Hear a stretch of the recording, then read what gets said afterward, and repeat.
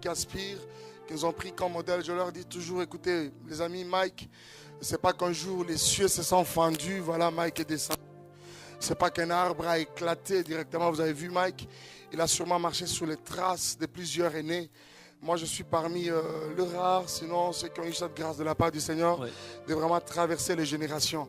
Et quand je vais me moquer des autres, surtout récemment, je disais à Michel Bakenda, est-ce que yo vandana vieux Charles Mombaya? C'est un nouveau venu celui-là. Non, il est jeune par rapport à vous. C'est comme pour dire que nous avons eu quand même la grâce de côtoyer tous ces aînés, justement. Chacun, nous avons vraiment tiré quelque chose d'important dans la manière de chacun de servir le Seigneur.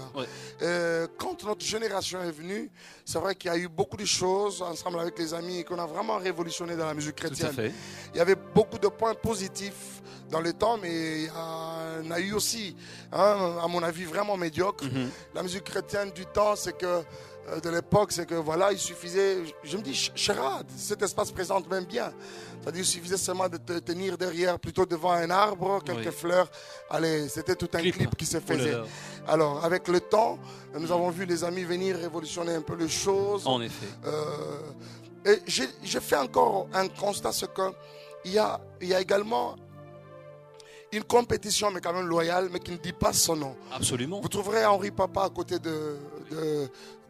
d'Atoms, vous me trouverez à côté d'Atoms, Moïse Mbié, tous les autres. Mais vous sentez quand même qu'il y a une compétition, quoique ne disant pas son nom, mais vous les sentez loyal, dans la manière de chacun de faire son travail, par rapport au sérieux que chacun accorde à son travail. Vous allez le sentir dans la thématique. Sincèrement, je disais à un aîné qui me disait une fois, il dit, mais Mike, votre génération, je lui ai dit, mais écoutez, aussi avec votre génération, vous étiez beaucoup plus de Yesu Kumisama, Yesu Sanjoloma, Yesu. Mais avec nous quand même, vous sentez la profondeur. Vous avez l'impression que chacun, c'est un prédicateur, c'est un docteur, c'est un enseignant de la parole, mais dans la chanson. Sincèrement, de ce côté-là, il y a beaucoup d'avancées très significatives de la part de tous nos acteurs de la musique chrétienne. Et pour cela, coup de chapeau à tout le monde.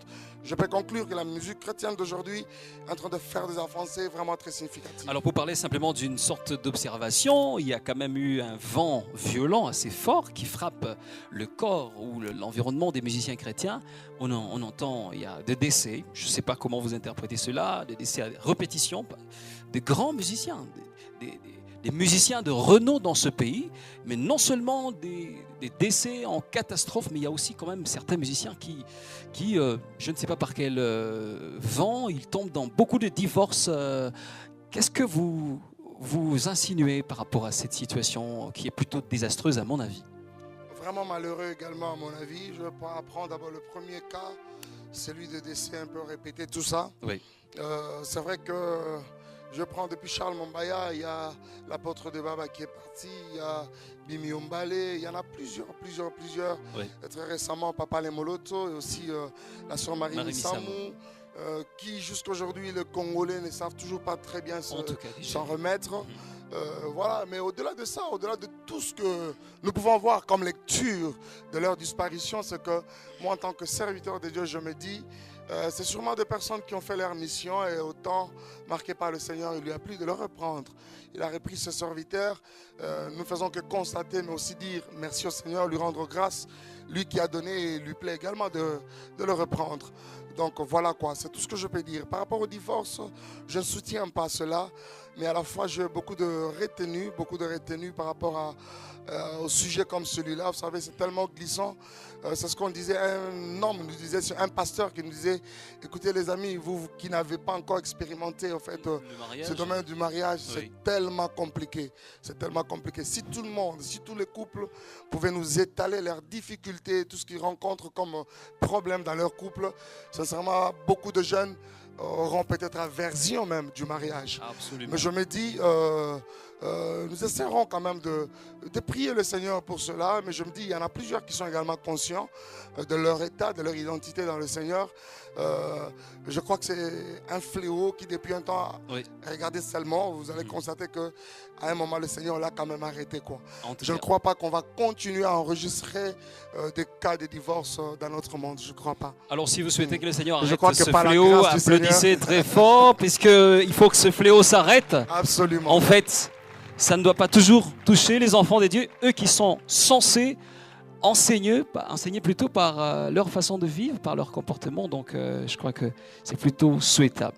Alors, nous allons continuer notre émission Gospel Magazine Show aujourd'hui. Mike Alambai, c'est aussi un homme ordinaire.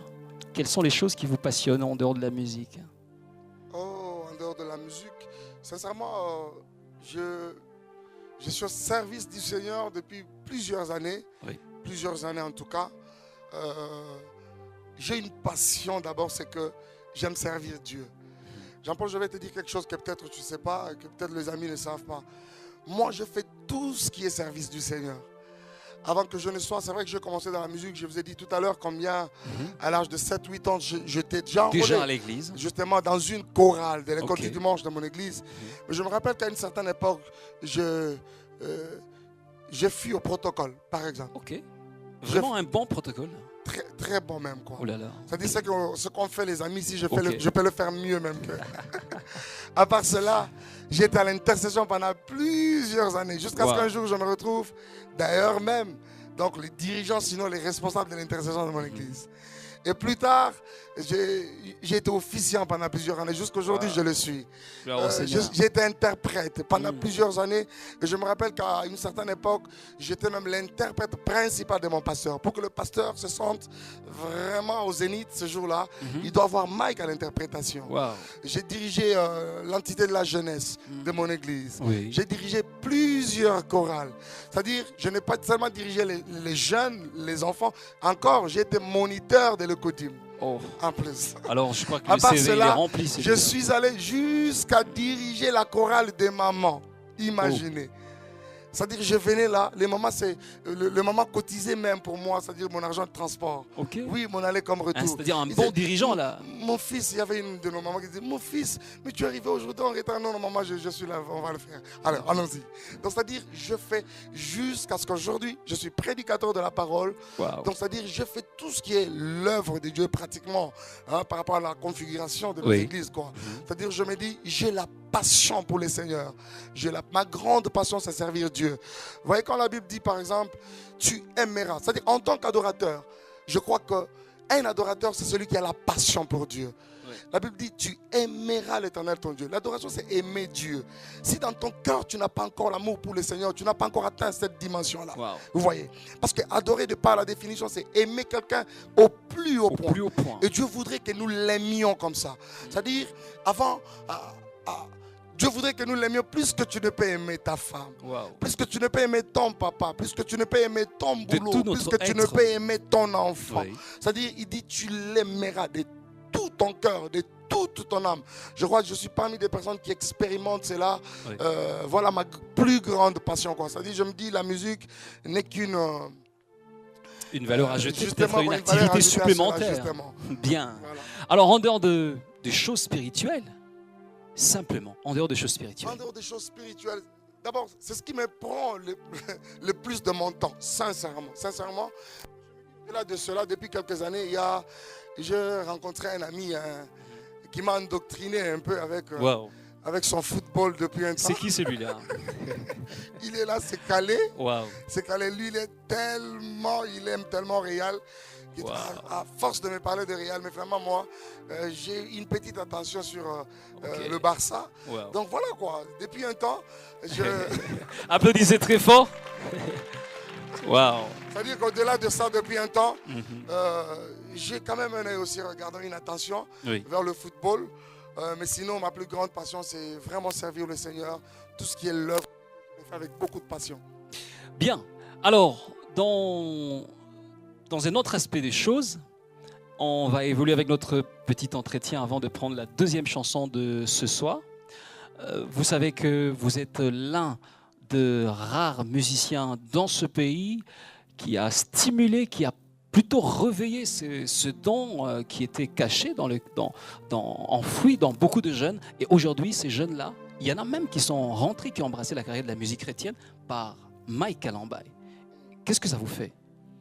Sincèrement, d'abord, est-ce que vous le reconnaissez? Sincèrement, avec humilité, je ne veux pas faire une fausse modestie. J'ai aimé un jour le témoignage d'un